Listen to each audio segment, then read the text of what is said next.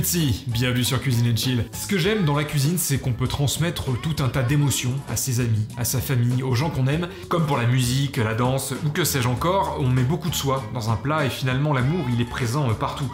Dans le temps qu'on a passé à cuisiner pour les autres, dans l'implication qu'on y a mis, dans la générosité ou la simplicité de sa cuisine, dans le souci du détail, ou dans la sensation qu'on cherche à provoquer chez celui ou celle qui va goûter votre plat. Et si vous n'êtes pas un cuisinier régulier, l'une des raisons principales pour lesquelles vous allez vous motiver à passer au fourneau, c'est pour l'impressionner.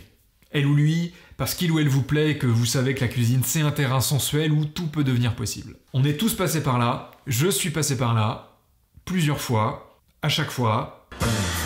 Mais c'est pas grave de cuisiner par opportunisme, personne vous le reprochera et la personne en face elle sera quand même touchée ou attendrie, même si le plat que vous préparez est pas extraordinaire. Enfin, si vous mettez pas sa santé en danger, bien sûr. Mais quand même, aujourd'hui, on va faire un plat simple, surprenant, joli, un plat qui vous mettra dans de bonnes dispositions si jamais vous envisagiez quelque chose, un shirashi végétal. Pour cette recette, on va utiliser du riz à sushi. C'est un riz rond avec beaucoup d'amidon qui permet aux grains de coller les uns aux autres. Vous devriez en trouver assez facilement dans un supermarché, mais si c'est pas le cas, prenez par exemple du riz à risotto. En tout cas, évitez absolument le riz à long grain, comme le riz basmati par exemple, vous n'arriverez pas à reproduire la texture du riz à sushi. Rincez le riz doucement avec le bout des doigts et répétez plusieurs fois jusqu'à ce que l'eau redevienne transparente. Cette étape permet de débarrasser le riz de toutes ses poussières. Faites-le cuire dans une casserole avec 15 centilitres d'eau, à couvert. C'est peu, mais quand le riz aura absorbé toute cette eau, il sera cuit. Pendant ce temps, on doit préparer l'assaisonnement du riz, qui va lui donner son goût acidulé et sucré caractéristique. Dans une petite poêle, on fait fondre une cuillère à soupe de sucre, une pincée de sel, dans 2 cuillères à soupe de vinaigre de riz.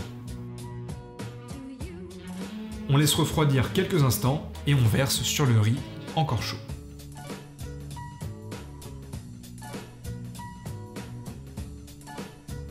Dans un shirashi normal, à cet instant précis de la recette, on devrait découper de fines tranches de poisson cru. Comme c'est une version végétarienne, on va évidemment remplacer ça par des légumes, mais des légumes qui doivent apporter du contraste, de la couleur par rapport au riz qui est blanc. Donc j'ai pris avec moi du concombre pour la couleur verte, des radis pour la couleur rouge, du radis noir qui est blanc à l'intérieur, et pour la couleur jaune, du navet boule d'or. Celui-là est assez petit mais il a la taille parfaite pour notre recette, et de la betterave jaune. J'utilise pas de betterave rouge dans cette recette parce qu'elle libère du jus qui colorerait le riz. Oubliez pas qu'on est là pour l'impressionner quand même, hein. Pas pour lui montrer que quand on cuisine c'est Tchernobyl.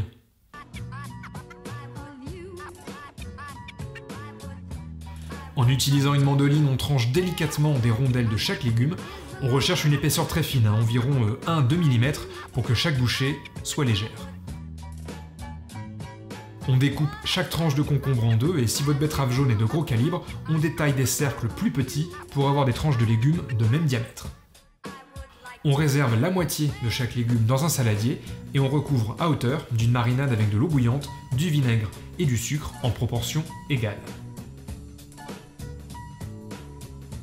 On couvre et on laisse refroidir à température ambiante. Cette préparation s'appelle le pickle. La marinade, elle va lentement cuire les légumes et leur donner une saveur aigre-douce. Et maintenant, c'est à vous de jouer et de laisser parler votre imagination. On place un emporte-pièce dans une assiette et on verse le riz à l'intérieur en tassant avec le dos d'une cuillère pour que les grains collent bien ensemble. Et ensuite, on dispose les rondelles de concombre, de radis, de betterave et de navets, crus et en pickles. Vous pouvez les ranger par couleur pour lui signifier que vous êtes un ou une maniaque qui range ses livres en fonction de la couleur de la couverture. Dans le désordre, pour lui faire comprendre que vous êtes un petit peu un artiste incompris. Ou dans n'importe quelle autre combinaison qui vous ressemble et qui vous plaît, parce qu'après tout, ce plat, c'est le vôtre. Pour finir, déposez quelques brins d'algues nori ciselées pour rappeler le côté asiatique et quelques traits de sauce ponzu qui est une vinaigrette japonaise que vous pouvez réaliser avec 3 cuillères à soupe de sauce soja, 2 cuillères à soupe de mirin ou de saké sec et 4 cuillères à soupe de jus d'agrumes comme du citron vert, de la mandarine, à vous de choisir.